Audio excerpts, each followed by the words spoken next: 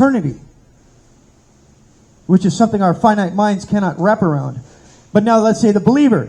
He, after living his life, serving the Lord, believing in Christ, believing on the cross, accepting that sacrificial death in his behalf, that sacrificial life in his behalf, that imputed righteousness from Christ, because only Christ, only God could pay that infinite debt that we owed because we've sinned against an infinite being, God, then now when he gets to the grave and he goes stands before the judge, he gains everything. He gains everything. He gains eternal life. No more pain, no more suffering.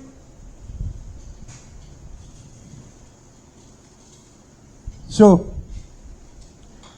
telos in the Greek, it means end, purpose, aim, or goal.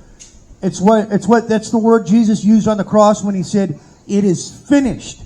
After drinking down the full wrath of God, that's the word that Jesus yelled out when he said, "It is finished."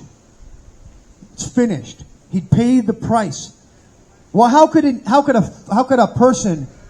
Somebody would ask, well, then how could a man pay this infinite debt that we have all incurred by sinning against an infinite being?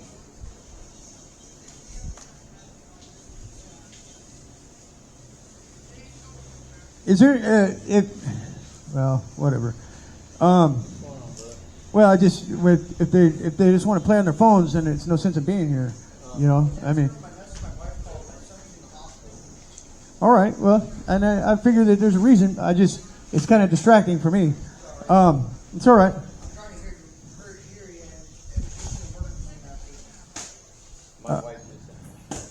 Yeah.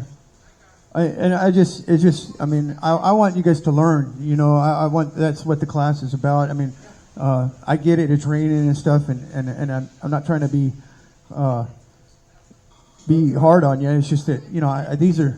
I believe in the Lord. Monday. I'm also married.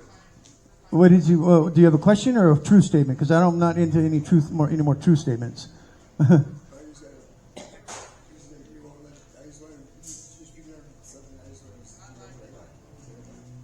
Well, if you have a question, I will gladly receive any questions, but I don't want to debate right now. I'm not.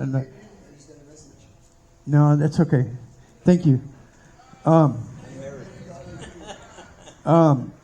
So I'm not going to interrupt the class. I'm not going to argue with anybody, and I'm not going to debate. This is a class. If you would like to learn, please sit down. But, you know, there's one teacher, and I don't want... Have a good day, sir. Have a good day. Okay. So, theological argument for the existence of God. So, telos, again, back to the class. So, telos is the word where Christ said, "It is finished." Right?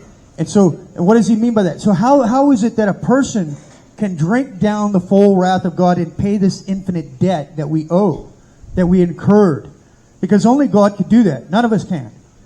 And how it is because, get this from Paul Washer, if you were to take on a scale all the people that Christ saved, all the church, the infinite number of the saved, and you took all the beauty of the universe and all the beauty of the stars and all the beauty of all the animals and all the beauty that we can even think of, and you put it on one side of the scale, Christ outweighs them all because he is of infinite beauty. Everything in the universe of necessity is what's called finite, meaning it has limits. It has boundaries. But God, being who and what he is, being self-existent, eternal, the uncaused cause of all, with absolute, not potentiality, because he has no potentiality. Absolute, where's my notes? Well, we know it's absolute. Yeah, it is absolute. We know that much. Actuality, absolute actuality. See, I had to go, but normally I would have my notes here. I don't normally use notes because I don't, I normally memorize all this stuff, but I'm getting thrown off here. So what theological means is, like I said before, about the fork, right? we know that because we see the fork, it has a function. We know that you use it to eat food, so we can theologically discern or rationally discern that there is food and that there's a human being. So when we look at the universe, it's kind of like if you go and you're walking down the beach and you find a Rolex watch, you know that somebody made that watch. If I walk down the beach and I see that my name is written in the sand, then I know that somebody wrote that name, right? So this is what you call theological. It's a reverse, looking at function, looking at the goal. I can infer what came up, how we got to this end product. So,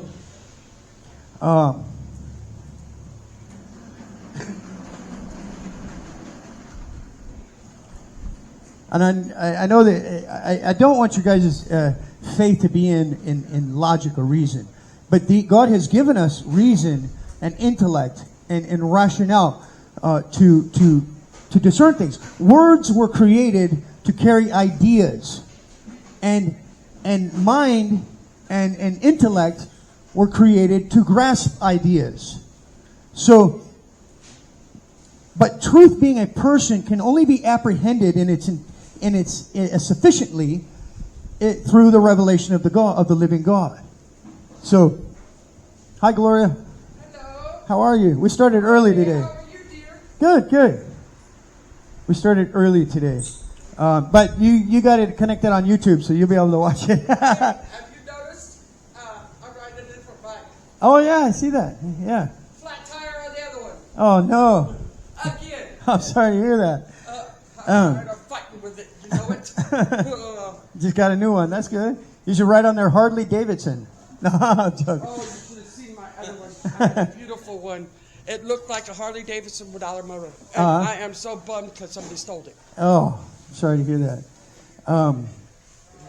So, we've been going over rational explanations of God. It's a study. It's called apologetics, or the study of theosophy, right? Meaning the rational explanation for the existence of God in the face of evil, or just a rational explanation. Because Scripture says that although they knew God, they neither glorified God as God nor were thankful. So what that means is it says that the wrath of God is being revealed from heaven against all unrighteousness of men who suppress the truth in unrighteousness. What that means is that there's enough in revelation, in creation, there's enough of revelation of God to make the pygmy in the African jungle guilty. Because there's enough in revelation of God to be known of Him. But we suppress this truth of God. We suppress the truth of God. That's why people would rather watch TV than listen to Scripture. That's why people would rather read secular books than read Scripture.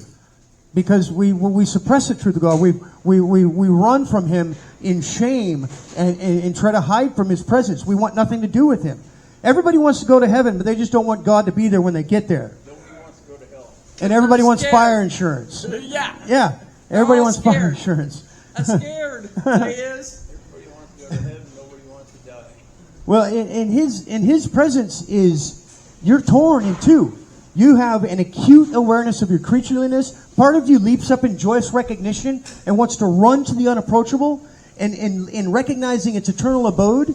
And then the other part of you wants to run the other way. Yeah, you tremble, and you're just torn. You want to. The other part of you wants to run and hide in the trees of the garden with Adam and Eve and cover yourself with fig leaves, which are, by the way, very itchy. Come to find out. Yeah. Anytime we try to cover ourselves with the things of this world and cover our shame with the things of this world, it's an itchy situation. You know, it's very significant that the fig leaves are itchy. I'm not sure if exactly they were fig leaves in the garden, but if they were, They probably were poison oak. I don't know, maybe because anytime You say itchy. yeah. Thinking poison oak. Yeah. Or poison ivy. Well, I haven't studied the plant to know if they actually were fig leaves, but most theologians say they are, so they probably were. Boy, it's hot in here. Yeah, that's why I had to shed my coat too. And yours has got fur inside, so that even makes it warmer. Yeah, lamb. Yep, that'll do it. I'm a lion right now. Yeah, a buddy might give it to me. It's lamb. That's a nice jacket. Yes, $715. It better be. It looks like flying, Yeah. Lumberjack. Yeah. That's what it I. is.